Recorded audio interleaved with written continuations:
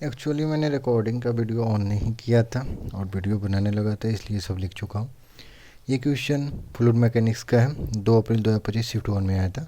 Easy question है। Basically question में करा है vessels with the square cross section, जो ये नीचे का बेस है स्क्वायर है और हाइट 6 मीटर है। ठीक है, पहले ही बना दिया था उसमें।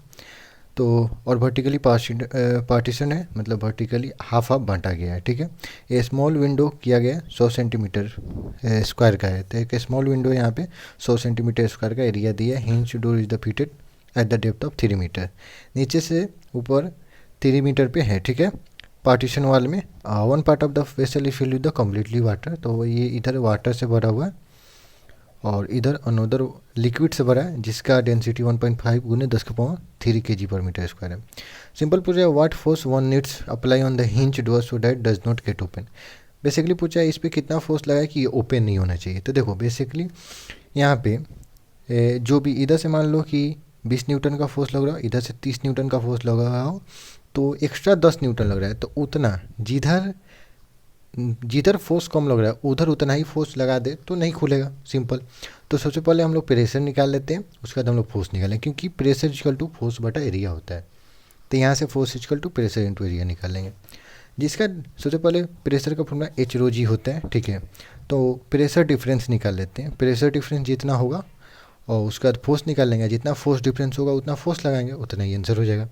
तो देखो P2 minus P1 pressure difference निकाल लेते हैं, तो ये हो जाएगा H1 रो, प्रेशर 2 निकाल रहे थे H2 रो 2 और G माइनस H1 रो 1 G। ठीक है, H का बात करें हाइट का, तो देखो 3 मीटर हाइट है और दोनों के लिए सेम सेम हाइट है, तो हाइट तो 3 मीटर हो गया।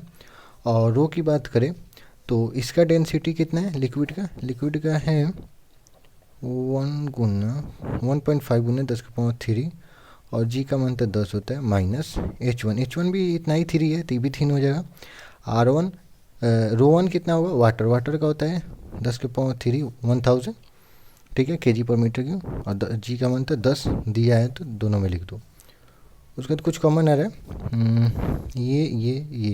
ये कॉमन ले लो, 3 गुने 10⁻⁴ इसको लिख लो, कॉमन ले लो। ये हो गया 1.5 माइनस 1,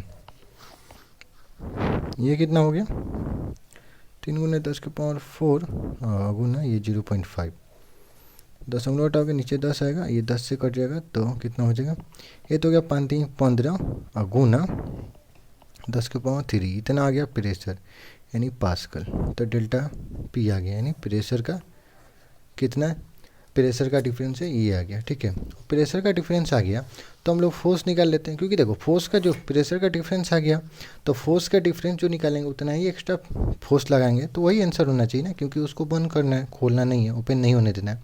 सिंपल। तो फोर्स इक्वल टू क्या होगा, प्रेशर इंटू एरिया। तो हमें फोर्स निकाल के बताना, तो प्रेशर तो हमें पता है 15 गुने 10⁻³ और एरिया दिया हुआ है, इसके होल का कितना दिया था 100 सेंटीमीटर स्क्वायर, तो मैं मीटर स्क्वायर में बदल दूँगा क्योंकि सब ऐसा यूनिट में चल रहा है।